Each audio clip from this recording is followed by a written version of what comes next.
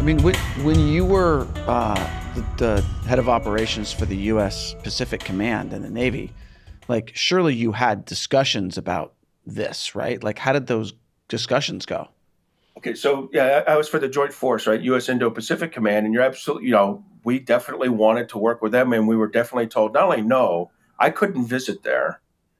I had a few guys who were allowed to go to Taiwan during one exercise a year, but they had to wear civilian clothes. We make the Taiwan people come to the United States or Hawaii come in civilian clothes. We make their pilots who fly at Nellis learning the F-16. They used to fly without any of their patches of their units. They're it's kind of like a little Top Gun 2 action, kind of thing. We don't want to see these Taiwan flags. And, it's insane. I mean, the deference to China in this is, to me, was unacceptable. If China acted like a reasonable, transparent, mature country and didn't, do Hong Kong, Tibet, and what they do with the Uyghurs, I mean, maybe we'd show them a little respect. But from my point of view, they show almost no respect for international law. They have very little transparency. They are what they say and do with Taiwan is unacceptable. I do not understand why we. I get that we're the adult in this relationship, but I don't believe we should be this deferential to them, and I think we should. I was asking to do tabletop exercises. I think we should invite over the Taiwan senior leadership and lay out a releasable version of our war planning, and they lay out a releasable version of their war planning, and so we understand each other better as well. So, in addition to the actual military forces interacting, there should be some senior level planning, and I'd involve our State Department and their Ministry of Foreign Affairs after a while as well to allow the whole interagency process to play out. I think the Taiwans would be a little disappointed when they watch our interagency process descend on a war fight. But I think that's how you build up a shared sense of understanding and a credible, coordinated or integrated fighting effort. Um, I wasn't able to visit Taiwan until after I retired, and when I went to work for Senator McCain, who couldn't have sent me there fast enough. Right? He understood the value of recently retired military officers and congressional staffers visiting Taiwan, understanding the issue from the Taiwan's point of view. Hmm. Now, if the U.S. doesn't do any of these things, such as doing joint operations with Taiwan and changing its strategic ambiguity stance, do you think China will invade Taiwan before the end of the decade?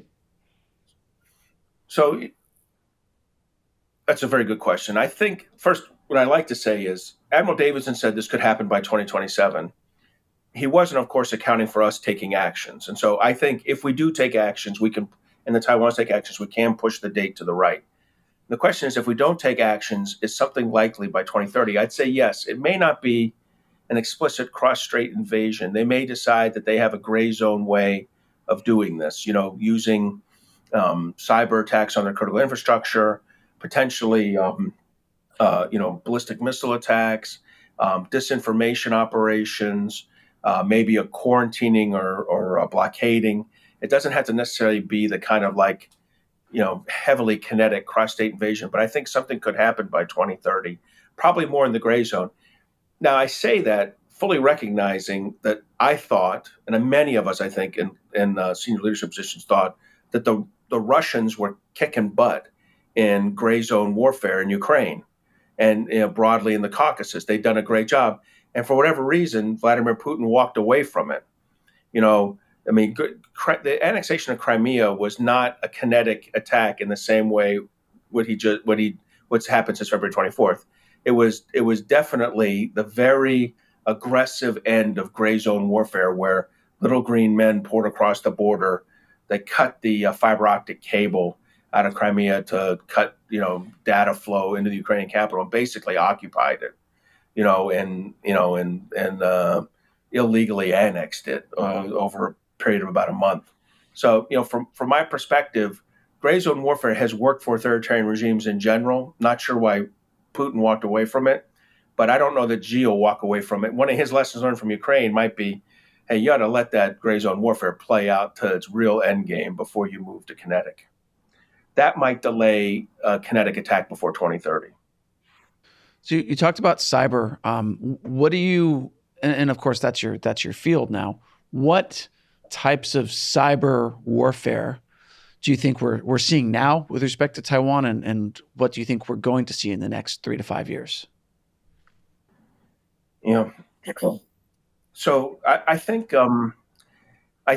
Taiwan is subjected to an even greater level of attempted penetration than the United States is from China. In other words, I think the Chinese level of effort's even higher. Now you have to account for size of infrastructure and economies, but maybe not quantitatively, but comparatively higher in against Taiwan. I think that they're trying their hardest to put malware into their electrical power grid, into their water systems, into their transport systems, into their financial services, into their telecommunications. I think they're trying to get penetration into all of those. I think that they already do a significant amount of disinformation operations, and they'll continue to do that over the next few years.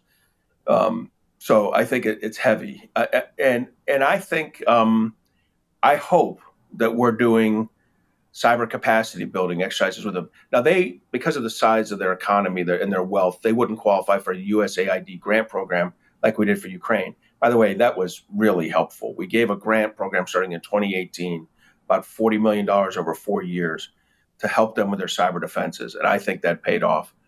But the thing that Ukraine also got that Taiwan could get is hunt forward operations by U.S. Cyber Command, where teams work side by side with Taiwan Cyber Mission Force teams. So teams from the National Mission Force at U.S. Cyber Command work side by side with their Taiwan counterparts to help look through their infrastructure, ferret out Chinese malware, try to teach them and work with them and learn from them because they've learned things we haven't learned about how, Chinese tactics, techniques, and procedures. So we're doing it. So I think there's a lot we could do there. I hope it's already happening with Taiwan. We tend to announce hunt forward operations after they're complete, but I think we did 9 countries last year. I'm hoping that as we do this year, Taiwan's one of those countries. And I would give Cyber Command a lot of praise for what they did in helping Ukraine. I'm just curious. How did you?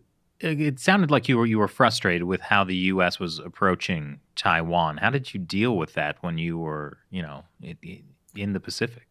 Well, there's a chain of command. You put recommendations up. I do think we rewrote war plans to more clearly identify the capability gaps and capacity gaps we had. And I think in some ways that drove the LRASM discussion that started in the Congress in 2017. It has highlighted the submarine challenges. We definitely were pushing hard for an AWACS replacement. It was obvious to us early on that while the Navy upgraded what's called the E-2C Hawkeye, a carrier-based AWACS, to what's called the E-2D Hawkeye, which is the only thing they have in common is the word Hawkeye, right? It's just such a dramatically different aircraft, improved aircraft. The Air Force had decided to walk away from this and was going to do it through some kind of magical space-based system that has not yet reached fruition. So we were pushing hard on the Air Force, hey, you got to replace this. We went and saw the Australian Wedgetail, and we're pushing it. And I have to say the Air Force was not receptive for about 3 years. But I think as the space-based concept fell out of likelihood of, it became clear it wasn't going to work. And the U.S. AWACS aircraft have really reached a horrific level of readiness, somewhere between 33 and 50% readiness across the 30 aircraft. We really can't generate it. And their capabilities are dated. They're 20 years dated.